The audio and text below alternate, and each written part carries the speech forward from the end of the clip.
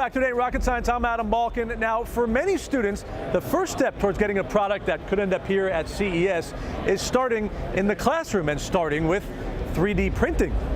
Our Tamani Woolley explains. Do you want to build a snowman? These sixth graders do, and they're using state-of-the-art 3D technology to do it. The students from PS11 are part of the Woodside on the Move program. It's a grassroots organization that promotes youth education and development. The kids come to this Time Warner Cable Learning Lab twice a week after school to learn 3D printing and design skills for free. Not only are they designing stuff, but they're implementing skills such as engineering, science, and math. And basically with math, they're scaling stuff, so it shows how they're applying different STEM material into this design. The kids are using a program called SketchUp to design their dream 3D bedroom. And I'm gonna put a jacuzzi in there. There's like a TV and then a shelf under it, and right next to it, it's my bed. And under it, I have a pool and a slide that goes into my kitchen. This is the second year for the program. City Councilman Jimmy Van Bramer allocated $900,000 to help buy the 3D printer and computers. This technology is going to set them up for a future where there are no limitations and the possibilities are endless. Some of the students will use the skills they're learning to compete in a citywide 3D printing competition in May. Last year, the Woodside students won for Best Collaboration. Their program director is hoping for another win. The thing that they learn that I think is the most important thing is the teamwork part. Technology is second. Students say learning science, technology, engineering, and math skills have given them big dreams for the future. Being an artist.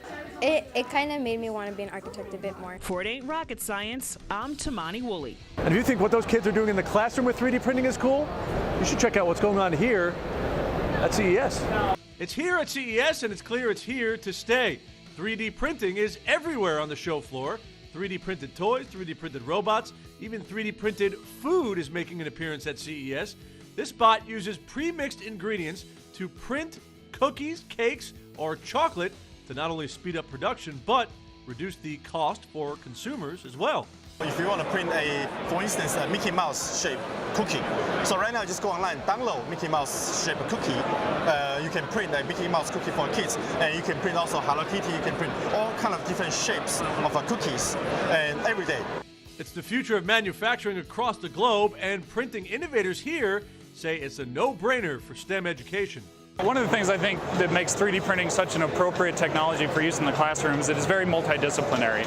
You can integrate mathematical thinking, geometric reasoning, and some science into an art project, for example. So it's a way to really create a multifaceted educational experience.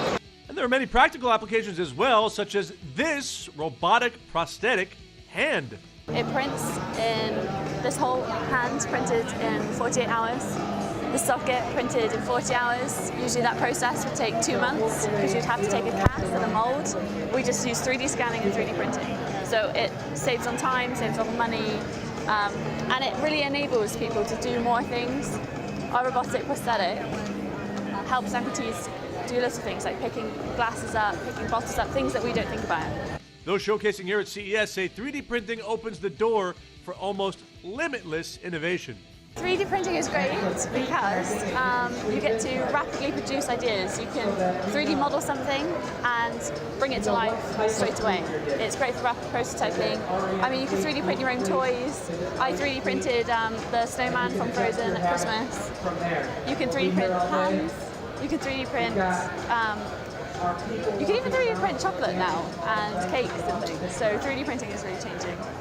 And while 3D printing is a great way to learn about the hardware side of things, some students are using robots as a way to learn about the software side of things. These might look like robot bugs scurrying around, but they're actually color-coded coding tutors for teens. It's part of a growing trend here at CES of tech to teach tech. These little guys can be programmed to follow certain paths depending on color and can teach anything from basic coding to complex sequences. Ozobot is the world's smallest programmable robot, and it's designed to teach programming, logical reasoning, all through web and game-based applications. It's changing colors, but it's going to let you know what it just saw, red, green, blue.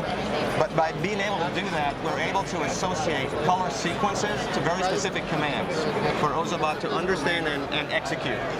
This tiny robot is aiming to change STEM into STREAM by adding robots and art into the equation. We're introducing a number of different modules that attach to different curriculums to introduce STEM, or actually STREAM right now with the addition of robotics and arts. So kids can start to go through their normal curriculums, but then have these after-school programs that teach them all different kinds of programming, logical thinking. And Ozobot isn't the only tiny tyke teaching coding. These little guys are called Dash and Dot. They're robotic companions that can be programmed using Blockly, a simple drag and drop coding language. We build applications that kids can explore the world of programming the robots, and we use it in contexts that kids are already familiar with. So for example, one of the applications called Xylo allows children to program the robot to play a xylophone using interfaces that was more about music than about coding. Another application called Path allows kids to draw a path on a screen, and that allows the robot to move along that path. And along that path, they can put activities for the robot to do, and allows for the kids to program the robot and plan what the robot would do in a space and on a floor, for example. And hopefully creating a path for a future career in coding.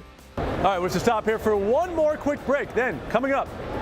One engineering student took her studies to heart quite literally. We'll take a look at her contribution to the bioengineering industry. Then, it's all about being heart healthy as we check out the wearable technology at CES that monitors your body's fitness and vitals. And we're off to Anaheim, where hockey players talk about how STEM helps them achieve their goals. To find more hands-on science, technology, engineering, and math opportunities in your community, visit connectamillionminds.com during the break.